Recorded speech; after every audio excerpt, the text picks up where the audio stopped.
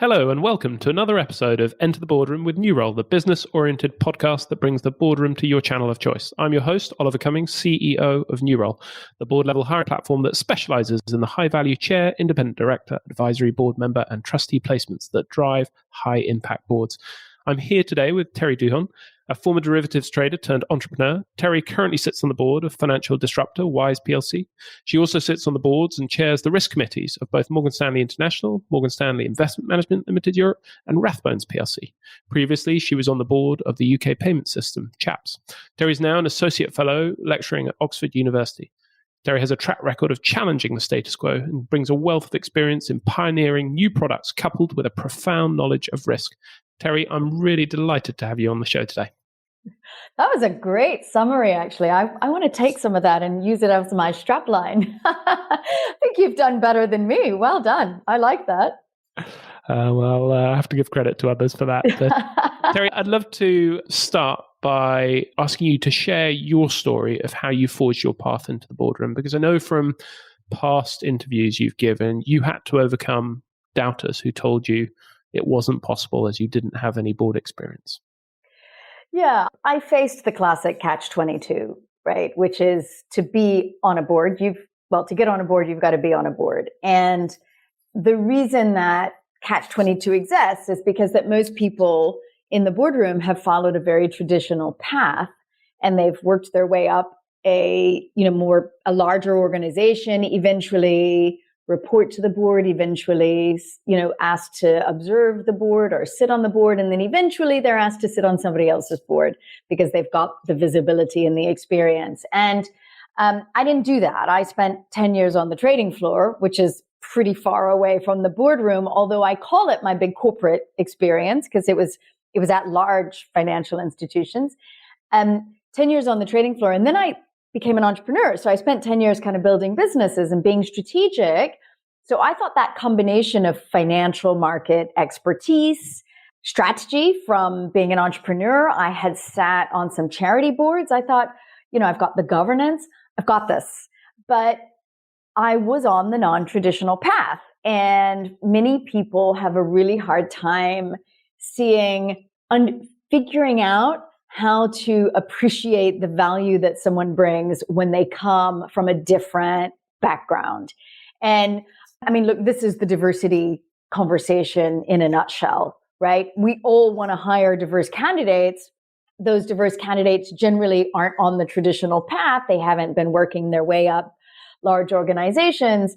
And so when we look at their CV, they don't have very specific experience that we're looking for. But they might have unbelievable potential because of their other experiences. They might bring unbelievably different perspectives to the table because of their other experiences. But it's incredibly hard for the sort of the more traditional interview process to uncover all of that because we're also used to asking a series of very specific questions. And that is part of the challenge. Now, as it happens, there's a lot of talk about the value of that diverse perspective around the boardroom. So there's a lot of interest in getting younger people to the table. By definition, most younger people haven't followed that traditional path. And, there's a lot of interest in getting the diverse perspectives to the table. But what I'm seeing, what I hear a lot from people that I speak to and, women that I'm supporting or giving a bit of mentorship to is that they hear the same message back all the time, which is you don't have the board experience that we're looking for. So while everybody's talking about bringing that diverse pathway, that diverse perspective to the table, we're not moving forward so much on that. And the challenge I had is that I think that I was young, relatively young for the boardroom, and I kept rocking up to headhunters, to anybody I could get my hands on who had been on a board. And I'd say, I'm really keen to sit on a board. I'm pretty sure I can add value. That statement right there already says, I don't have the experience, right? Because I'm saying, I know I can add value. I'm not saying, let me give you some examples where I've added value at a, big board level. And I was laughed at. You have nothing to add to a boardroom. How can you possibly be valuable at this age? I had some really unbelievable comments. And I found it was no, no, no, no, no all the time. I think my transition from entrepreneur to boardroom was the hardest transition I've ever been through. And it was hard. And I had just had my third child too when I was going through this. And life was just so incredibly challenging. And ultimately, I got through because I have a good community around me. You know, I just kept reaching out to friends and family and my support network and saying, oh my God, I've got another no. You know, honestly, am I just banging my head against a wall? Have I lost my mind? Is this stupid? And there was one friend that I would call every time. And she sits on boards and she's been amazingly successful in the US as a board member in the insurance space. And she would say, Terri, you're amazing. You've got this. Just keep going. And what I figured was that every no, there was something in there that was going to get me to the next yes, eventually, right?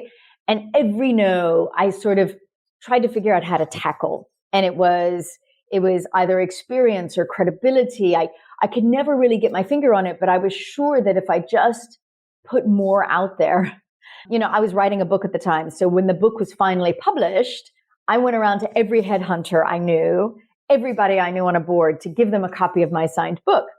And you know what was so interesting is that after I wrote the book, the number of people who said to me, oh, wow, you must be an expert in finance and risk. And I was like, really? I just spent 20 years in this industry. How could you not know that I'm an expert in financial markets and risk? I had to write a book to prove that I'm an expert. I mean, that was amazing to me. And people are looking for those traditional ticks of what makes someone look successful. You know, again, I rocked up to Said Business School and I said, you know, at Oxford University, and I said, look, in my head, I was thinking, well, I like educating. I like working with young people. I know I can add some value, but wow, this would really help with some credibility as well. But again, I rocked up there and they laughed. You know, I hadn't at that point published the book. I wasn't published. And frankly, my book isn't super academic anyway. It's more of a practical guide. You know, I wasn't an academic. I didn't have a PhD. My God, I only had a bachelor's degree in math from MIT. So I was a bit of a loser. And I mean, it was really, you know, it was really funny. And eventually, after like knocking on the door, I eventually got to be, you know, a lecturer at Oxford University. And again, as soon as that happened, and I've spent years now lecturing there, as soon as that happened, I then ran around to every headhunter and everybody I knew on a board saying, oh, by the way, I'm now lecturing at Oxford University, you know, on financial markets because I'm an expert. You know, just every time I had the smallest thing to add, I did. And so eventually I got there. But the truth is, it was about me building those relationships with people and people seeing the progress. And, you know, one headhunter who was really, really amazing and very supportive, you know, eventually called up and said, look, we've got these payment systems in the UK, you know, that need independence. So we're looking for 9 people, 3 independents on each of the 3 payment systems. Would you be interested? Now, this was a long time ago. This was 2012, which was long before payment systems were sexy, right? Payment systems were like plumbing. Nobody wanted to talk about payment systems. And I was like, I'll take that. I'll take that. You know, I can do payments. I got this. And they said, well, we have this retail payment system here, or we have this institutional payments at the big one, CHAPS. And I was like, I'm on the big one. I understand institutional payments. I got this. And honestly, there must not have been anybody else interested in the role because I got it. And it was my first step. And suddenly, again, I had something new to tell the headhunters and to tell anybody I knew on boards. And so I ran around, you know, buying coffees for as many people as I actually became a professional coffee drinker, honestly. I mean, I'm such an expert on, well, I was pre-COVID, I'm an expert on where to buy coffee and where you can use your laptop around the city of London. I mean, it's been like such a funny experience.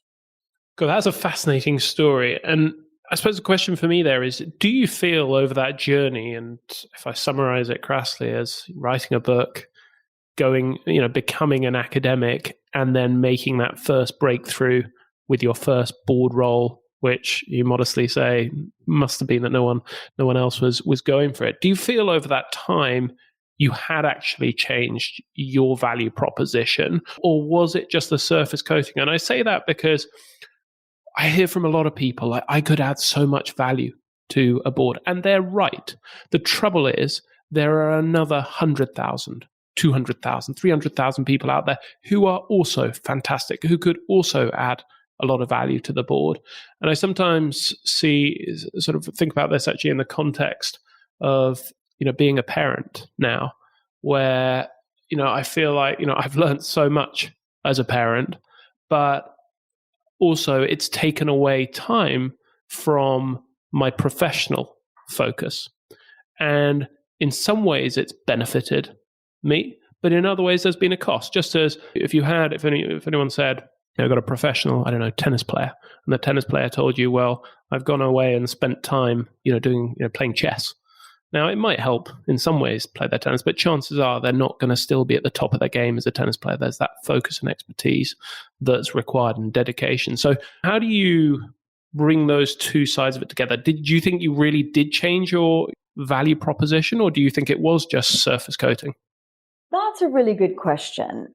Look, I think some of it was that the more people I spoke to and the more conversations I had, I started picking up the right lingo, because there's a vocabulary around boardroom conversations which is very unique to the boardroom, in the same way that there's a vocabulary on the trading floor that's very unique to the trading floor. And, if I go and hang out with somebody who says they were a trader at one of the big banks and, I start to use the lingo and they don't know what I'm talking about, I'm skeptical, right?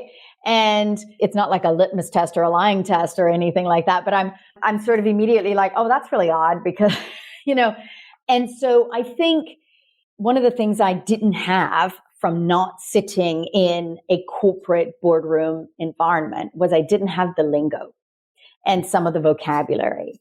And I had some charity boardroom experience, but it was the governance was loose on the board, in that experience. And, compared to what I know now. So I did have some examples of how I added value, but I needed from those charity examples, but I needed to put them in the context of the governance framework that people were familiar with in a more corporate setting. And so I don't think that writing the book or becoming an associate fellow at Oxford changed my game, really. But the more conversations I had, I think I got better at the lingo. And ultimately, going to the networking, going to the presentations, going to the conferences, listening to people talk about governance, you're learning the whole time. That was valuable for me. But to be honest, the best value for me was going to sit on the board, the CHAPS board. And it was a fantastic opportunity for me because I needed that experience to really test that, what I believed was my potential on the board.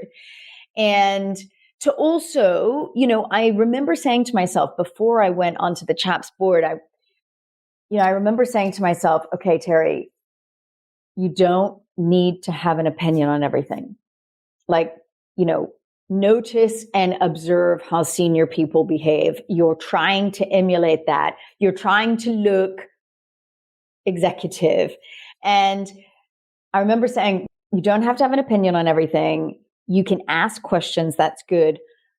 You can probably have 2 comments in this first board meeting at CHAPS.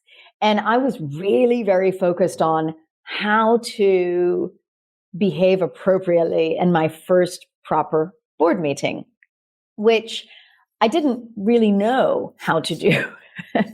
And the funny thing was about the CHAPS interview is that the day I was going to do the CHAPS interview, I went to a 30% club event that morning. And again, these are all really powerful things to do as a woman, these networking events, these conferences, because you learn from them. And one of the presentations was this American woman. She'd done a bunch of research on why women didn't get hired at the executive, at the board level. And one of the top 3 reasons was they didn't look executive. And I remember looking down at what I was wearing and thinking, oh my God, I look like a lady who lunches. They're going to look at me and not take me seriously. They're not going to see corporate. They're not going to see executive. They're going to see mommy. And I panicked and I thought, okay, I've got to project what I'm trying to be here, not just how I behave, but how I look. And I went to LK Bennett, which is the nearest store I could find, and literally like bought a whole new outfit. I bought something that looked like a suit. I bought more like a suit. I bought new heels. Because I had boots on at the time. I mean, I was wearing all the wrong things. And I literally put everything into a bag. And then when I got to the building for the chaps interview, I asked the security in the building to hold my bag for me, so I didn't look like I was out shopping, right? So then when I walked into the offices, I looked like the person they wanted around the table. I mean, it sounds totally silly because at the end of the day, it doesn't matter what I dress like or, whether I'm wearing makeup or whether I've brushed my hair. What matters is what's in my brain. But there's a big correlation between taking the time to really think about what you're projecting and taking the time to think about what you're saying, I've found. Now, clearly we should not be judging how people look, but people do it all the time, all the time. Yeah, it's the prefrontal cortex versus limbic response, isn't it? We were interviewing for a new CEO and we had several people come in. We were doing a panel interview. And this one person walked in and looked a tie kind of out of place, hair sticking up, very wrinkled and ruffled. And he was fine. Everything he said was okay. It wasn't terrible. But the immediate response, he didn't make eye contact. He wasn't very, the immediate response was, this is not the guy. And I don't know how much of that was how he looked versus his behavior wasn't leadership-like. He didn't command the room. He didn't look us in the eye.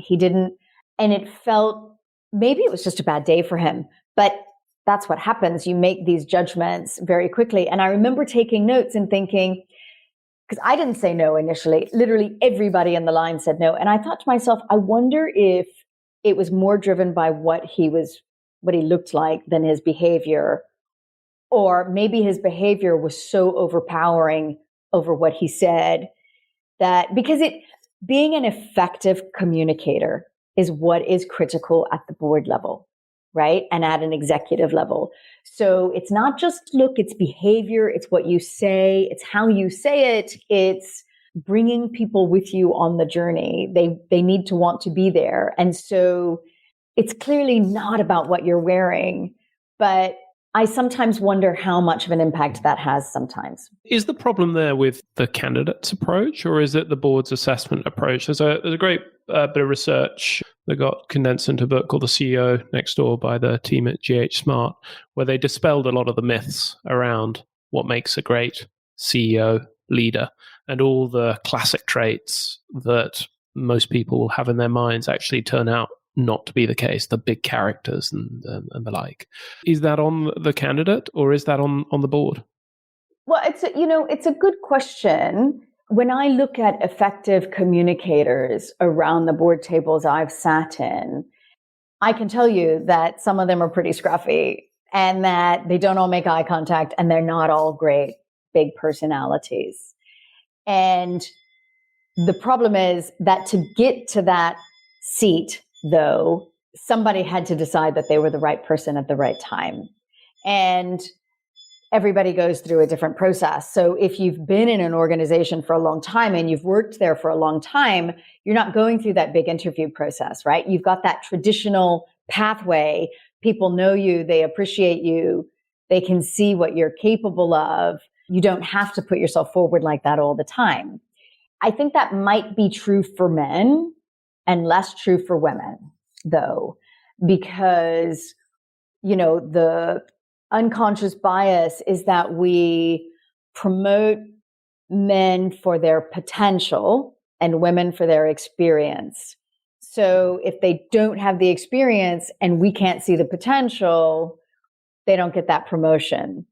So I wonder if the onus is on, that women have to take that extra leap and present their future potential, both how they look and how they behave and in what they say, in order to be taken to the next level. But in my experience, once you're at the board table, you can dress any way you want, you can look any way you want, you can behave any way you want, as long as what you say, it really at the board level, once you're at that table, what matters is what you're saying, right? And so what's your plea to other board members listening to this, thinking about their assessment process? What should they change about the way they're thinking about candidates? What's your advice for them? Well, that's a really good question. I would say that, we're looking for, it's not the experience necessarily, because not everybody's going to have the same board level experience that everyone else. It's the potential. It's the thought process. It's the critical thinking that comes out. It's the ability to challenge in a relatively diplomatic and supportive way, right? And what if you've got candidates, if you've got such a choice of candidates that you have loads of candidates with all the experience and all of those qualities you just listed, and you end up falling back on the same old candidates as a result of that, how should boards wrestle with that? Because we see that the whole time, where boards are presented with a range of candidates who could all do the role. They'd all be great. But when given the choice between someone who's done it and someone with the potential of done it, they'll always go for the person who's done it. Or when they have the opportunity of going for someone who's been an executive versus an advisor, even though the nature of a board role is much more advisory rather than the executive, they'll always go for the executive. So how do they square that circle? So that hasn't totally been my experience. And I think, part of the reason is that, I was asked to join the Morgan Stanley International board, the MSI board, without a lot of experience. I mean, my main experience was sitting on chaps for a few years at that point. And the way that it's easiest to bring someone on board is if they don't have to chair something, right? Because then you can just bring someone new, someone different, someone with a different perspective. Whereas when you're looking for a specific chair, it becomes harder, particularly if you're in a highly regulated industry, right? The chair of audit has to tick some boxes, unfortunately. The chair of risk has to tick some boxes. The chair of REM has to have some experience. It's a very complex space. It's not that you can't pick it up. It's not rocket science, any of those things. But I think in the regulatory environment, we hold ourselves to a slightly different standard. And as a result, we narrow our space for chairs. But if you just give someone, Morgan Stanley would have never asked me to chair the risk committee on day one. That would have never happened. What they did ask was, we just need one more person. We're looking for more diverse candidates, I think is what was happening. And I randomly had a conversation at that point with the headhunter. It was one of my update points. I think I was giving him my book, actually, or telling him that I had on the CHAPS board that I was just about to chair a new committee. I was giving him an update. I tried to update them every 6 months, tried to just keep my name in front of them, just show them my progression. And he said, you know what? Your experience with CHAPS, with all the regulatory engagement, sounds really interesting. And your trading floor background is great. And I think Morgan Stanley might be interested in talking to you. So they didn't even have a search on. He just said, why don't you go and meet the CEO, basically. And so there they basically said, you know what, here's a candidate that can't chair a committee, but we could add to the board and see how it goes. And if a board's prepared to do that, and what we've done a few times at board level in some of my experience is that when we've been hiring people, we've actually ended up hiring two, right? So We found the candidate that fits the chair role that we desperately need. But then this other candidate that couldn't do the chair role because maybe it just doesn't feel like, it feels like maybe it's a step too far, but could join the board. That's interesting. That marries up with our data. One of the interesting data points we've seen is that for every board role boards go out on Nurole's platform looking for, they end up hiring on average something like 1.5 candidates. And you suddenly realize they're underboarded and they realize what's out there and how it can help them in ways they hadn't previously understood. Or we're not underboarded, but we're also succession planning, just way ahead, or we're just thinking, actually, we could bring another voice to the table, a less experienced voice. So me coming onto the MSI board 6 months later, I got the phone call from the chair, which was, Terri, we need to speak. And I thought, he's going to fire me. I'm shit, basically. And it was, we want you to chair the risk committee, at which point I was panicking because this is right when senior managers regime had just come in. And I wasn't a senior manager because I was just an ordinary board member, but chairing the risk committee meant I was a senior manager. And at that point, the conversation was, if you're a senior manager and things go wrong, you go to jail or something. I mean, it all sounded very scary. So I wasn't prepared for that conversation at all. So I said, I'll think about that. Why are you asking? Because I thought I was about to get fired. Literally, I had geared myself up to hear how terrible I was. And he said, initially the execs were a little concerned that given your background, you might want to be more executive than non-executive. And that was the one worry when you came on board. But you've proven not only that you don't want to be an executive, that you're very happy at the non-executive level, and that's where you're staying, but your questions are all so insightful and clearly risk-oriented. They feel you'd be an excellent chair of the risk committee. And I was flat. I had never considered it at all, despite the fact that I was a trader. I managed risk. That's what I did. I'm intimately familiar with the risk framework and the risk profile, but it never occurred to me that could be, where I would end up sitting. I'd love to talk more about risk in a second, but just to sort of wrap up on that journey, what struck me from listening to you now is I think you have demonstrated all the hallmarks which are classic from the people successful getting roles that we see. And those are perseverance. I think you recognize it was tough and you needed some luck, but you maximized your luck surface area and you didn't give up when you got those rejections. You just wait, can we just pause? I maximized my luck surface area. I love that concept. I'm stealing that. That is so amazing. That's such a clever way to put it. You're absolutely right. I can't take credit for that, but it's someone else's mental model. I love it, but it's brilliant. And you're right. It's don't give up. And it's the one bit of advice that I tell most women. I mean, I get phone calls all the time for support, for advice, for this, for that. And to be honest, I can't do it all. I mean, I'm slightly overwhelmed with all the people that reach out and ask for help. I try as much as I can. And I basically, every one of them, I say, look, you can do this. I know you can. It doesn't feel like it, but I know you can. Why can't you? It's not rocket science. Everyone that I speak to comes to the table with some amazing background. Why can't that turn into some hugely valuable perspective for a board somewhere? For sure, right? For sure. Maximize my luck surface area. Is that I'm going to use that again. I love it. Great. Well, and I think the second pillar that you've demonstrated very clearly is the growth mindset, which is a Carol Dweck concept where you're constantly developing. You went and did that book, you went and did the academia and challenging yourselves in new areas and building your skill set. And I think you've also, the third pillar in my mind is the humility. On a number of occasions in the discussion so far, you've already sort of expressed how you couldn't believe they'd be interested in you, but you had that humility and that often goes hand in hand with that growth set. And then finally, I think the key point is you made yourself stand out.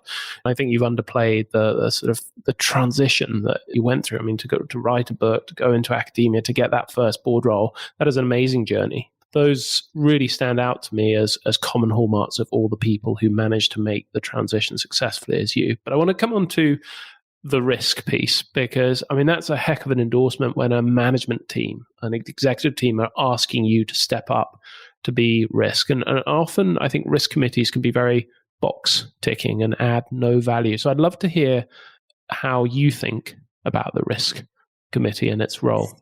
It's a great observation. The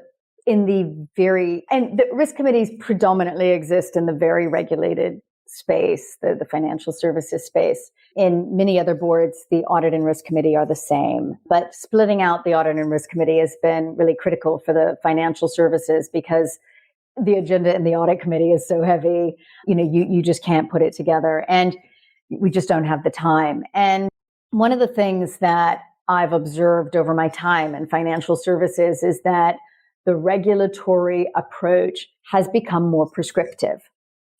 And that completely makes sense, right? 2008, as an industry, we did not cover ourselves in glory. And the regulators got quite a bit of egg on their face as well. And they had to come in heavy. And they did, with thousands and thousands of pages of new regulation, and a lot of which could be seen as box ticking.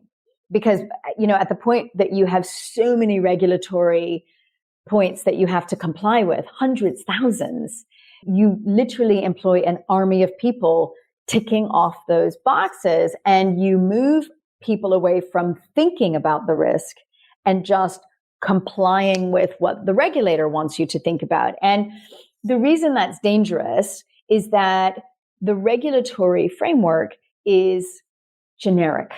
And it's not specific to your business. So as a business, you have to be thinking about, what are my risks? Does the regulatory framework accurately capture my risks? Are we adequately capitalized for the risks we run and we see?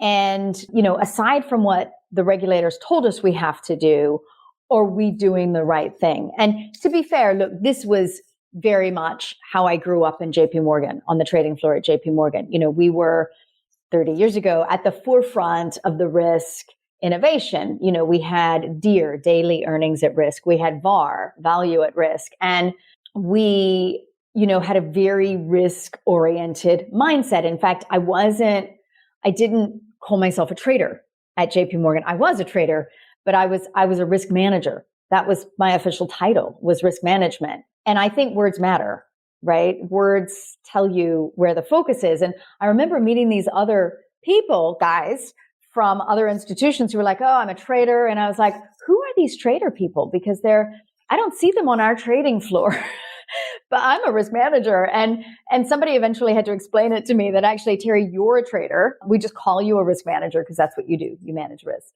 So that mindset's kind of critical. But I go into a risk committee and I recognize that there are some things we have to do which are about complying with the regulation.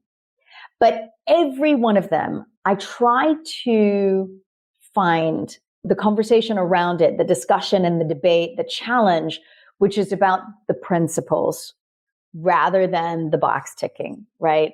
So, for me, it's about really thinking, okay, are we 100% sure we're comfortable with this risk framework?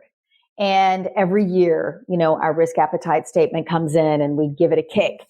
And it's not actually changed very much in many places. It's relatively consistent. But, over time, it evolves because our business is evolving. So the risk appetite statement has to evolve. And we, as a committee, we're trying to challenge in a way that is about the risk we take as an organization rather than just, are we complying? Are we complying as a minimum, right? That has to be done. But are we thinking about risk appropriately? How do you make sure you think about it? I often think about this on the sort of boards that I sit on, where I look at examples like Grenfell Tower, and I think if I'd been sitting on that board, would I have anticipated the cladding risk? How do you think about the unknowns and getting comfortable that you've identified those? So there's a really good piece of work by Slaughter and May, which was after the TSB IT failure. They did a review of what happened. And one of the things they observed was that people, when they don't feel confident in a subject, they don't challenge, right? And this is one of the reasons that a lot of boards want particular expertise around the table because they want that confidence around the table. So the Slaughter and May report was the board members may not have felt confident, but they didn't ask really basic questions. And it's always the basic questions. And, very simple things for me, for example, which is what's the relationship between the first line and the second line? How do we evidence that that's a good relationship? How do we know? Because in the risk committee, we can see the senior relationships. How do we know that trickles down appropriately? How do we know that the second line knows how to challenge appropriately? How do we know that the first line wants to receive that challenge?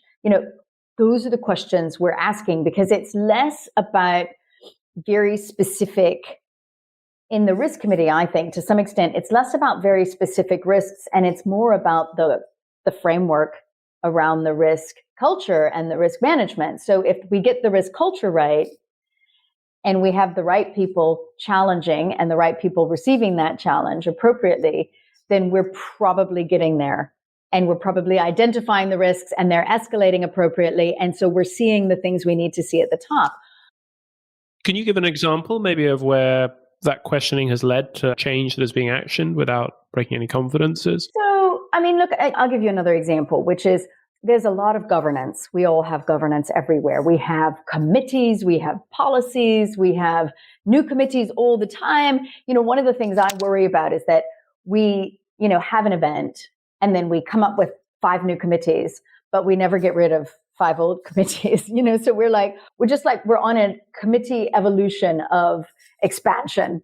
Failing to refactor, as engineers would say. And so I'm always like, okay, well, we've got these new committees. Where are the old, what's happening to the old committees? But the point is that we see a lot of governance. So we see a lot of committees and reports about the committees and about the various levels of challenge that have happened.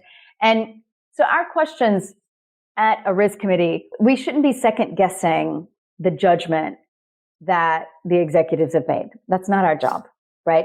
We should be making sure that the process by which they got to the decision is right.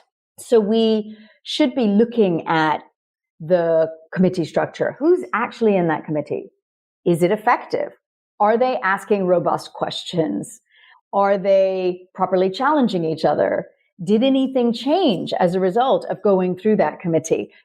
Just evidencing that the governance is working around us is that level of challenge that I was talking about between first and second line. The way we can evidence that is that it happens in a lot of committees. There are lots of governance structures that we can see that. So our question is first line feeling challenged in those committees? Are the right people from second line in those committees? Are they having the right conversations? So we're trying to, we want to probe the process, not necessarily second guess the decision.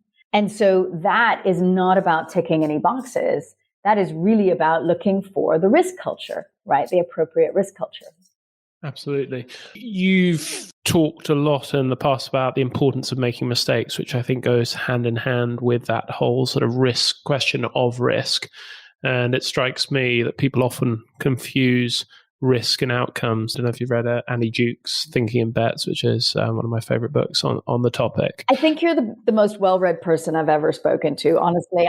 I'm feeling incredibly insecure with the fact that I must not be reading anything at this other than the FT and the Wall Street Journal. How boring am I? But actually, one of my favorite stories around risk is an anecdote about I think it was one of the divisional CEOs at IBM who lost £10 million on some new initiative and got called into the CEO's office and offered their resignation, assuming they were about to get fired. And the CEO turned around and said, "I'm not going to fire you. I've just invested 10 million in your education." And it strikes me that as a society, we've become too quick to harpoon people who make mistakes, and boards are often complicit in that, with few prepared to stand up for what they really believe in when they come under fire from external stakeholders. How do you think about mistakes in the context of that risk? Look, my whole career is littered with massive mistakes and failures and things, risk I took, and I'm mortified of cringeworthy events. And they all led me to where I am today. And I think it's critical that when you talk about risk, one of the things we care about in a risk culture is what I call a lessons learned process. So when an event happens, I don't want pointing fingers. I want root cause. How did this happen? Not the person, right? But the structure. What was missing? What happened? Where was the failure? And maybe it does end up being a person forgot to do something or missed something, in which case they need more training or they need support or they're too busy. It's rarely that someone deliberately wanted to do something or just someone was so careless, because at the point that they were so careless, it's actually their manager's fault at that point. So, the lessons learned process is critical to better understand where we might have a root cause, and then the read across. Does that root cause, does that go anywhere else? And if you have a culture where you point fingers and then you shout at people, they will never escalate because they'll be afraid. And so they'll try to hide a problem or fix it rather than escalate. Risk escalation in any financial institution is critical, right? That's how we know things are happening. That's how we fix and identify. And we talk about near misses because somebody escalated fast enough. But again, there was a root cause. Look for it, learn from it, read across, and then reward the person who raised their hand in the first place, because that's really important. And so, the thing I talk about all the time is that financial institutions, we are risk-taking organizations. We take risk. So we will have events.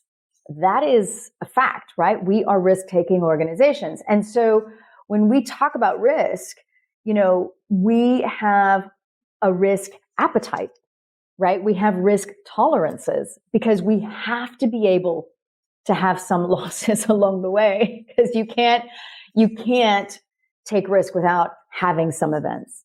And that's really important. And so for me, that idea of giving people, taking it as a lesson rather than a reason to be fired is, look, when I first started at JP Morgan, I was on the swaps trading floor and I was on the swaps trading desk, and I had an event where it was a super busy day. The market was all over the place, and I was responsible for a very specific bit of the business, and everybody was running around and shouting, and I had to do this trade really quickly, and the client was really upset, and the salespeople were shouting at me, and the market was moving, and I did the trade, and it was a $500,000 loss to JP Morgan.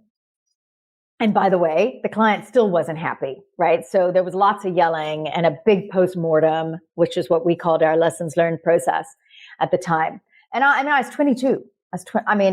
And my boss was amazing because he said, look, we all have a story like this in our backgrounds, right?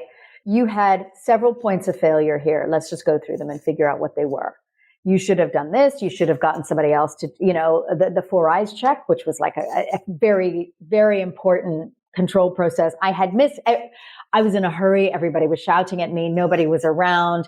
I just did it. And I was sick to my stomach for days.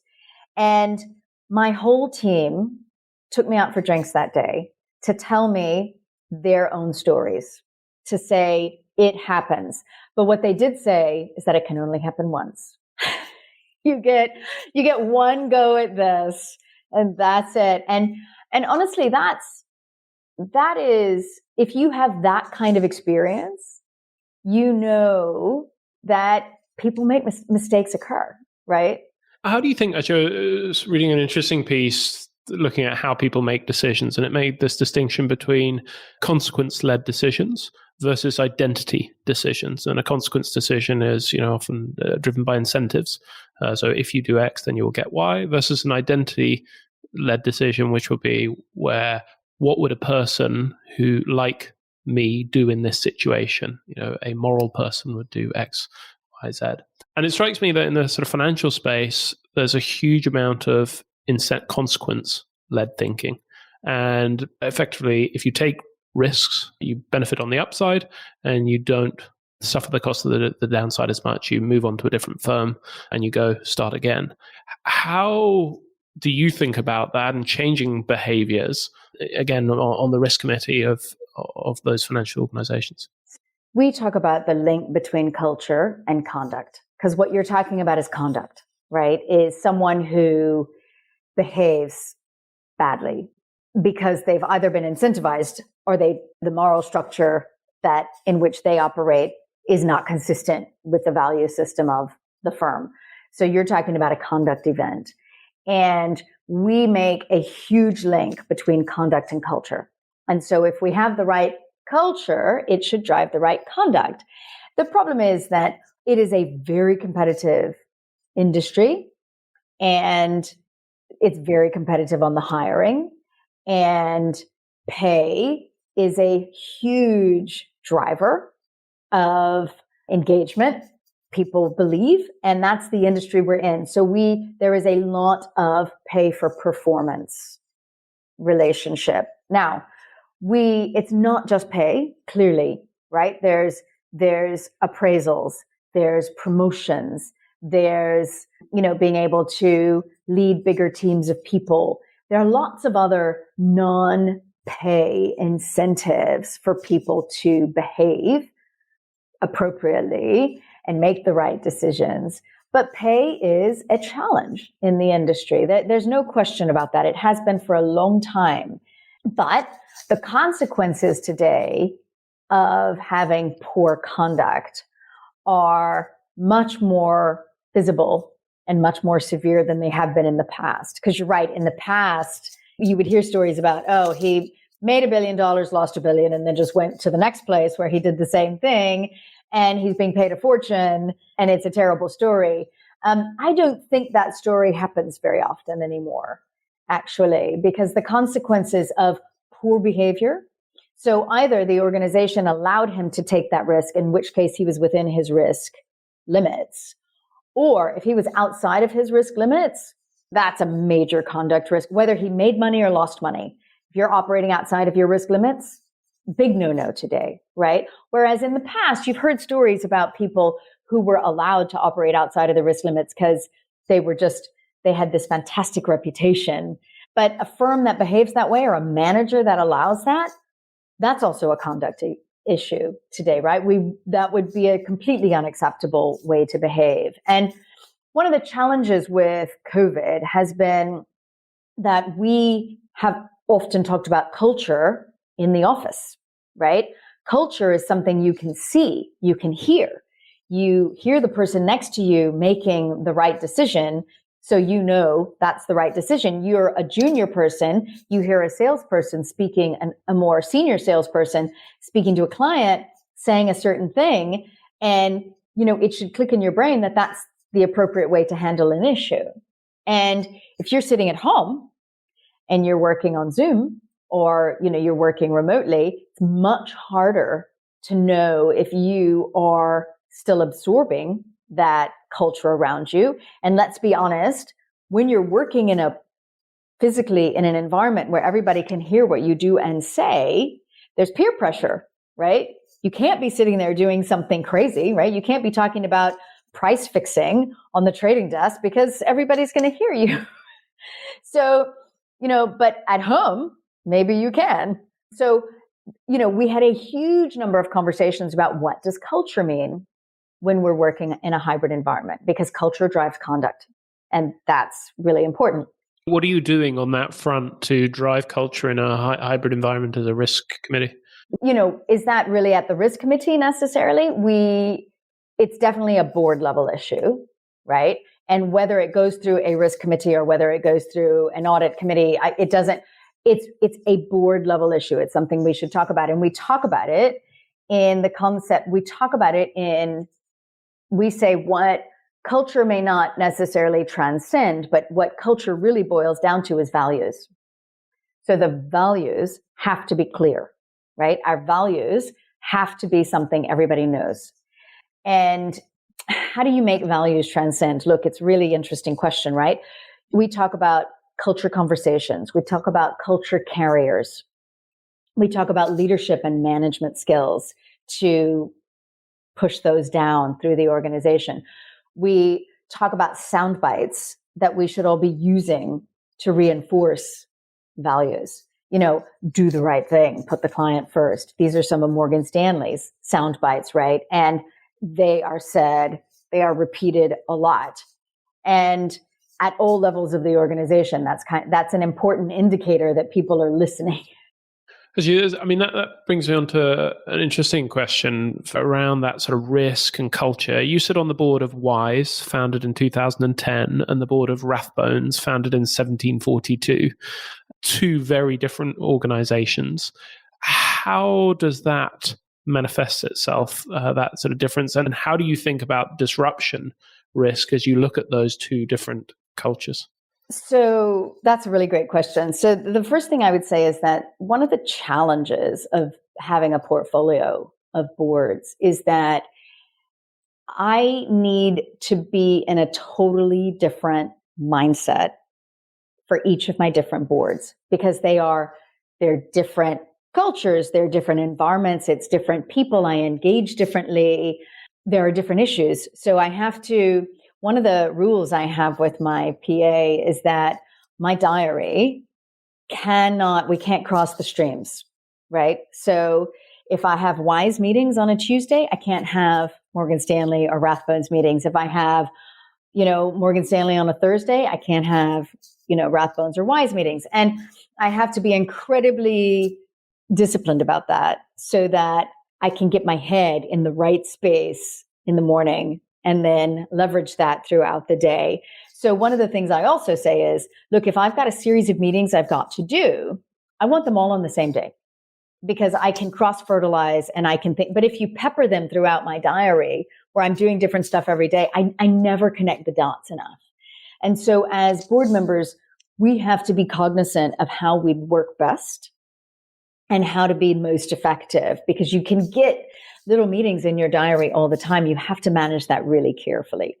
So they are three different places. Disruption is such an interesting conversation. I actually teach a course on fintech at Said Business School at Oxford University. And I'm one of the guest speakers, actually. So I take the whole morning. And I don't run the course, thank goodness. Running courses requires a huge amount of, it's almost like babysitting sometimes, as much as I loved my students, but also it requires grading. Oh my goodness. It was like being a mommy to like 100 people. And it turns out I was old enough to be their mommy, actually. I hadn't realized how time had flown. So, and grading is hard. It takes a lot of time. So I'm a guest speaker on the FinTech course, and I take a morning. And I take disruption and I take FinTech and I pull it into two topics. One is retail and one is institutional, right? And broadly, Morgan Stanley's in Europe, we're in the institutional space, right? And fintech hasn't been a disruptor in the institutional space. It's actually lifted all of us because it's been about financial market infrastructure. So all of the big banks are keen to see better financial market infrastructure around financial markets and investment banking. So fintech's actually been a tremendously powerful force for good in the institutional banking space. In the retail space, it has been more disruptive. Interestingly, 10, 12 years ago when it all kind of started, we talked disruption and we were terrified, all of us. We didn't know what it was going to look like. But it didn't move fast enough, the fintech space. All of a sudden, it feels like disruption could be on the horizon, right? And it's not actually from the disruptors in all cases, right? One of the things that incumbent traditional retail banking has done is that they've shut branches down, right, in tons of places, because they believe you can do everything online. You can call, the call center, right? That severed relationship banking, right? That severed that relationship between anybody and the bank. right? 20 years ago, I knew exactly who my banker was at Barclays. I couldn't tell you who it is today. I have no idea. None. Nobody's ever after the last person left, nobody ever gotten in touch to tell me who the new person was, but I have a 1-800 number or an 0800 number or whatever to call. So that sense of loyalty and relationship is gone, right? And what we're seeing, the trend is that young people, most of us actually post-COVID, almost all of us, have moved towards transactional relationships. So you need to find someone to help you when you need to do something, right? And payments is at the forefront of transactions. Those are most of the transactions we do have to do with payments rather than lending or borrowing or any of those things. It's payments. And so if you start thinking about banking as a transactional space, then you could go to a number of different places to do payments. And slowly you might leave money at one of those other places. You create wallets in a bunch of different places. And then it starts to feel like actually you've created a whole new relationship with a new provider. And so it's like the full circle. We've gone from relationship banking to transactional banking back to relationship banking, but with a different entity. So it's a really interesting space right now, disruption. I think the wealth industry is still going through a phase of evolution. I think there was a huge concern that we would be all disrupted by robo-advisors or self-driven investing. And there has been a little bit of that, but the truth is that finance is not a place where everybody is confident and feels comfortable making decisions. They want to speak to someone. So you can provide digital for lots of financial transactions.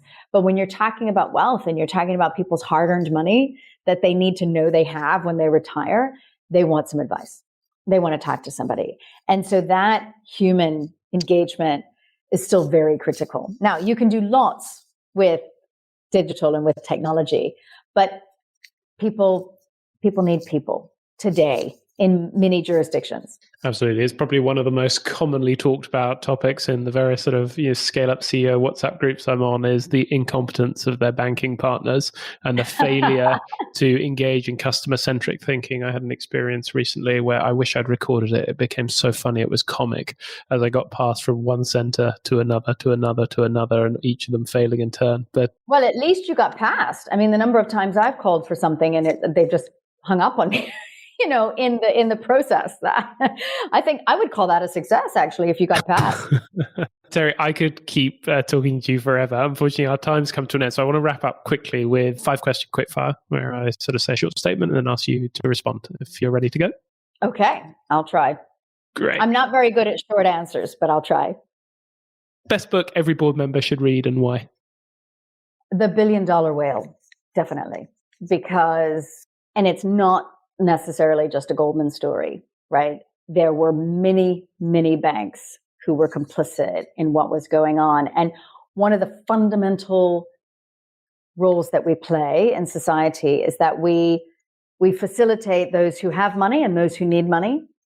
And that means we have a moral obligation to get it right, that the money that comes in is clean, good money from verified sources. So the idea that billions of dollars could be put into the financial system, into some very big banks that was stolen from a government is sickening, right? It's sickening. We all have a responsibility to get that right. So $1 Billion Whale, that's a good one. Fantastic. I've not read that one. Favorite quote? So, my favorite quote is, I have two actually. So it's J.M. Barrie, who is the author of Peter Pan. He says, we're all failures. At least the best of us are, right? And then there's the second, which is more about my personality, it's from Patton. And he says, lead me, follow me, or get the hell out of my way. And that's me. If conversation is going in too many different directions and the chair's not taking control, I start to get antsy and I get panic and I want to jump in and take over the meeting. So I just know that's my personality. Lead me, follow me, or get the hell out of the way. Love it. Your best ever holiday? Oh, gosh. Probably I hiked across Turkey when my oldest was, so this is many, 10, 12 years ago, my oldest was 6. My middle was 9 months old, and I was pregnant for my third, and we hiked across Turkey, and we stayed in people's homes along the way. And we met the most gentle people, and we ate the freshest and the most beautiful food ever. And it was a lovely, lovely family experience. That sounds amazing. Your most significant professional insight? Easy one. I think the thing I love about working with sitting on boards is that I learn so much from the people around the table. And so when you're picking a board, you're picking the people around the table. Can you, not just do you bring value, right, into the room, but will you learn something from the people around the table? Bringing value is irrelevant. You're going to do that, or you shouldn't be applying, right? But are you going to learn something from the people around the table? And that's critical. Love that. And last but not least, your favorite app? My favorite app. I think I'm supposed to say Wise at this point, right? It's clearly Wise. We'll give you another one. I'm embarrassed to tell you that I've recently started playing Tetris on my phone again. I mean, I'm such a geek, but I love fitting the puzzle together. I mean, what's wrong with me? But I don't play games. And then suddenly it came up somewhere and I was like, oh, this looks like fun.